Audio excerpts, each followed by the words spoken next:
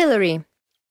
For minor misdemeanors such as theft, poaching, adultery, and for those who trespassed against the local landowner, a 2-meter pillory was raised at the beginning of the 13th century in the vicinity of the small castle, or today's community home.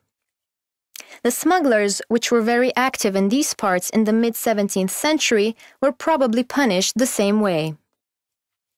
This type of punishment was an important penal measure of the lower judiciary. The offender was publicly exposed, chained to the wall, a pillar, cross, put on a pillory, locked in a fool's cage, put on a donkey, put in the stocks or the bench, etc.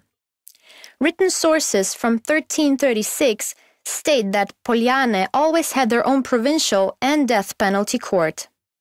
The term served depended on the weight of the offense. It could last from 1 hour up to 1 day or even longer. The offender was mocked at, beaten, scorned, and all kinds of filth were thrown at him. Capital punishment was executed on the gallows, which were placed near Predgrad, east of Paka.